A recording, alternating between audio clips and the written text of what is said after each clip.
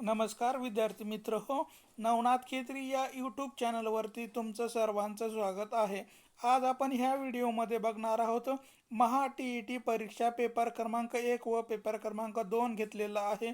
यामध्ये आपण सराव प्रश्नपत्रिका क्रमांक 12 बघणार आहोत. यामध्ये आपण मराठी व्याकरण प्लस परिसर अभ्यास प्लस सामान्य ज्ञान यावर आधारित मागील वर्षी विचारण्यात आलेले प्रश्न व त्याची उत्तरं बघणार आहोत. मित्र हो, अशाच नवनवीन व्हिडिओसाठी नवनाथ खेत्री या यूट्यूब चॅनलला सबस्क्राईब करा, लाईक करा, शेअर करा आणि कमेंट करायला विसरू नका. चला तर पहा, आपण व्हिडिओला सुरुवात करू. आणि चला बघा, पहिला प्रश्न बघा. प्रार्थना समाजाचे पहिले अध्यक्ष कोण होते? प्रार्थना समाजाचे पहिले अध्यक्ष कोण होते? तर याचं योग्य उत्तर आहे आत्माराम पांडुरंग तडखरकर. हे प्रार्थना समाजाचे पहिले अध्यक्ष आपल्याला असलेले दिसून येतात. आत्माराम पांडुरंग तडखरकर हे प्रार्थना समाजाचे पहिले अध्यक्ष होते. प्रार्थना समाजाची स्थापनाचा जर विचार केला तर 31 मार्च 1867 रोजी प्रार्थना समाजाची स्थापना करण्यात आलेली होती. 31 मार्च 1867 रोजी प्रार्थना समाजाची स्थापना करण्यात आली होती आणि ठिकाण होतं मुंबई. या ठिकाणी प्रार्थना समाजाची स्थापना करण्यात आलेली होती. आणि प्रेरणा कोणाकडून घेतली होती? तर ब्रह्म समाजाचे नेते केशवचंद्र सेन यांच्या मुंबईतील व्याख्यानामुळे यांना प्रेरित होऊन आपल्याला प्रार्थना समाजाची स्थापना करण्यात आलेली दिसून येते. म्हणजेच ब्रह्म समाजाचे नेते केशवचंद्र सेन यांच्या नेतृत्वाखाली जे मुंबईमध्ये व्याख्यान झाले होते, त्या व्याख्यानाचे प्रेरणा घेऊन आत्माराम पांडुरंग तडखरकर यांनी प्रार्थना समाजाची स्थापना केलेली होती. आणि प्रार्थना समाजाचे मुखपत्र कोणतं होतं? तर सुबोध पत्रिका.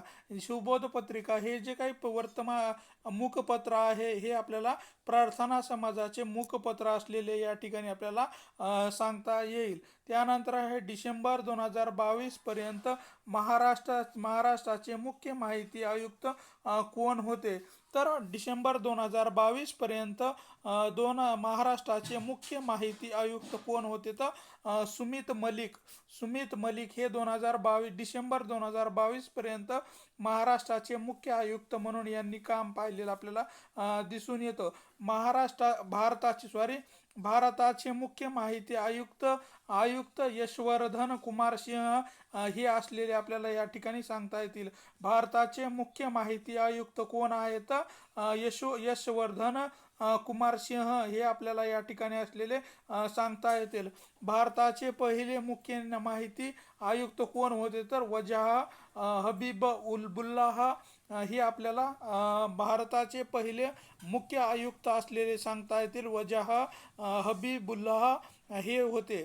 त्यानंतर आहे महाराष्ट्राचे पहिले मुख्य आयुक्त कोण होते? तर सुरेंद्र जोशी हे आपल्याला महाराष्ट्राचे पहिले मुख्य माहिती आयुक्त असलेले या ठिकाणी सांगता येतील.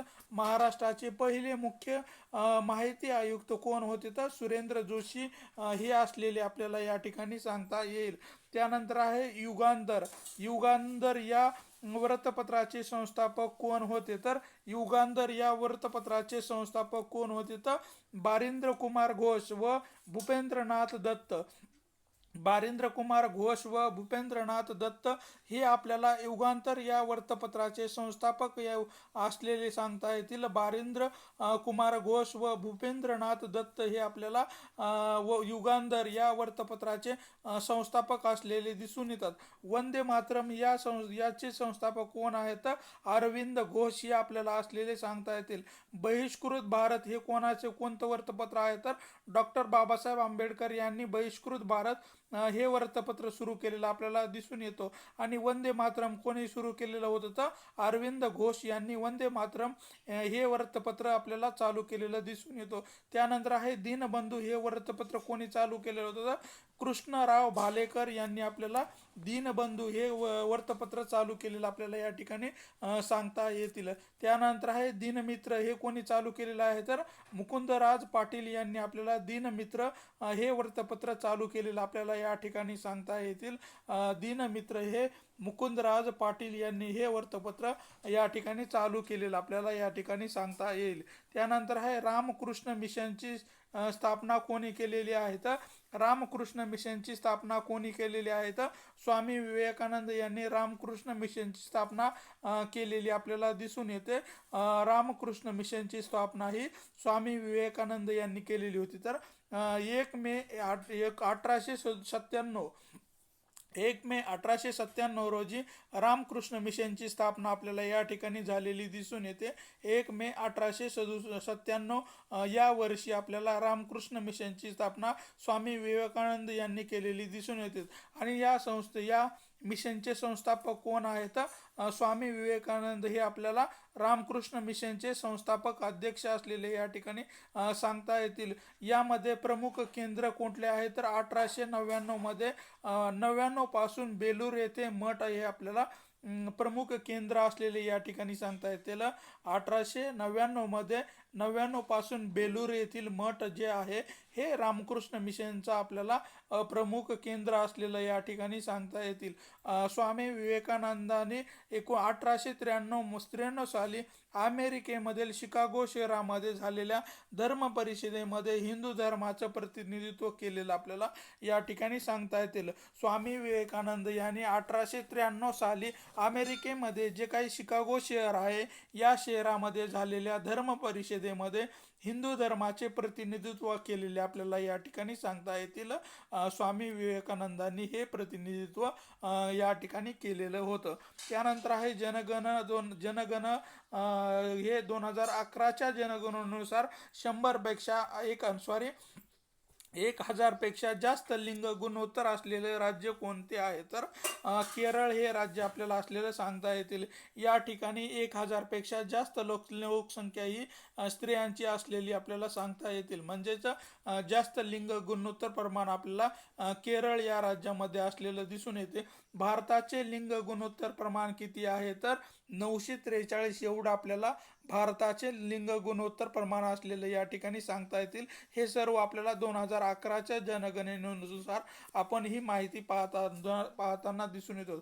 भारतातील सर्वाधिक लिंग गुणोत्तर कोणता आहे? तर केरळ या ठिकाणी आपल्याला भारतामध्ये सर्वाधिक लिंग गुणोत्तर प्रमाण असलेलं दिसून येतो. 1084 एवढे आपल्याला लिंग गुणोत्तर प्रमाण दिसतो. त्या पाठोपाठ पुदुचेरीला 1837 मध्ये 1037 एवढं आपल्याला लिंग गुणोत्तर प्रमाण दिसतो. म्हणजेच सर्वाधिक लिंग गुणोत्तर प्रमाण कुठं आहे? तर आपल्याला केरळ या राज्यामध्ये असलेलं दिसून येतो. आणि त्याच्या पाठोपाठ आहे पुदुचेरीमध्ये आपल्याला 1037 एवढं आपल्याला लिंग गुणोत्तर प्रमाण असलेलं दिसून येते. भारतातील सर्वात कमी लिंग गुणोत्तर कुठल्या आहे? तर द्वीप दमन या ठिकाणी 618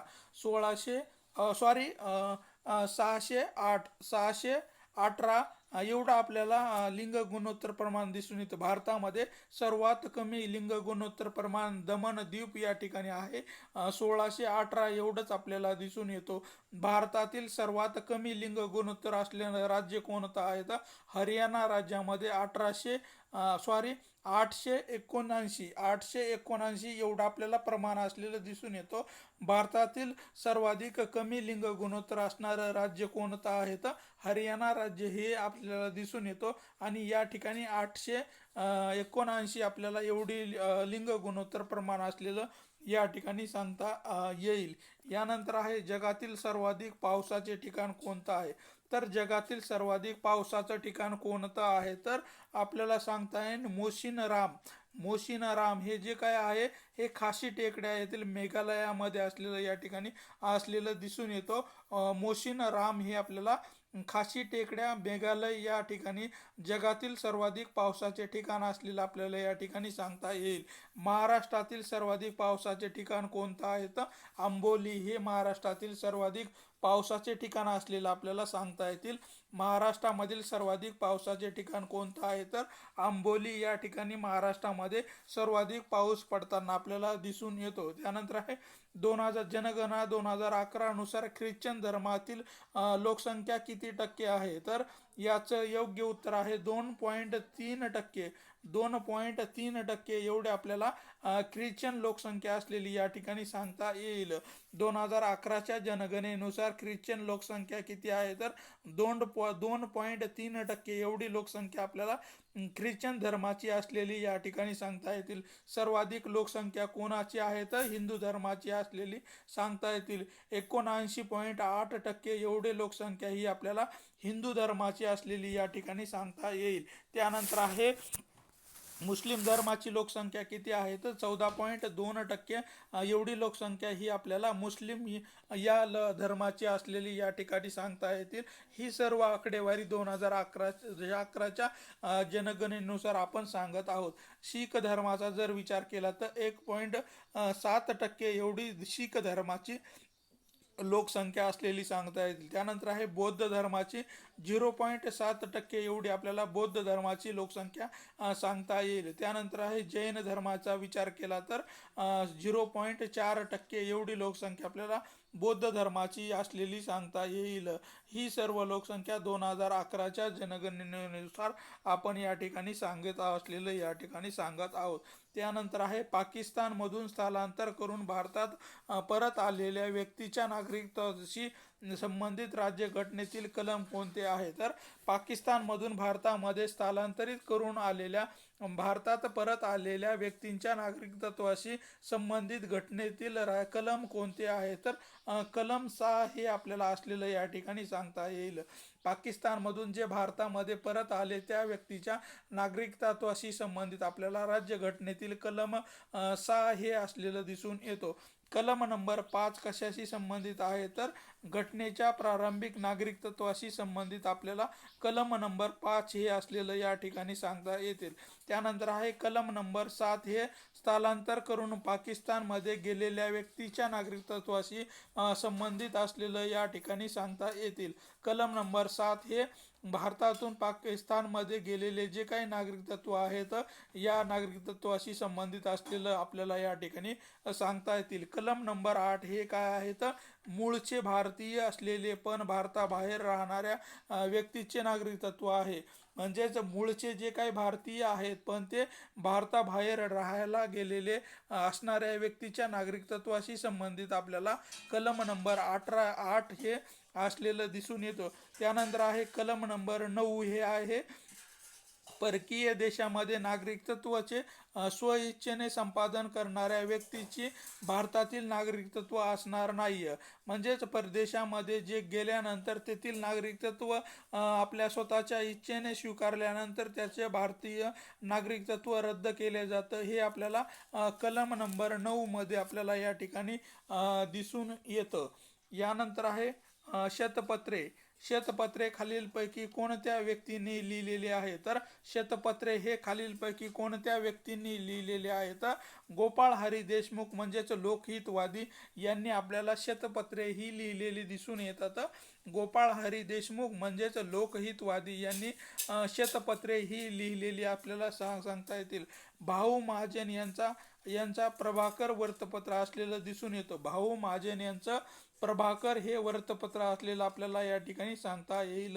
त्यानंतर आहे यमुना नदी ही गंगा नदीला कोठे येऊन मिळते. यमुना नदी ही गंगा नदीला येऊन कोठे मिळते तर प्रयागराज या ठिकाणी आपल्याला त्रिवेणी संगम असलेला या ठिकाणी दिसून येतो. यमुना नदी ही गंगा नदीला प्रयागराज या ठिकाणी आपल्याला येऊन मिळताना दिसून येते. त्यानंतरचा प्रश्न आहे यशदा म्हणजेच Yashwantrao Chavan academy of development administration. तर यशदा म्हणजेच काय तर Yashwantrao Chavan academy and development administration असे नामकरण केव्हा झालेले आहे तर 1990 मध्ये हे नामकरण झालेले दिसून येतात.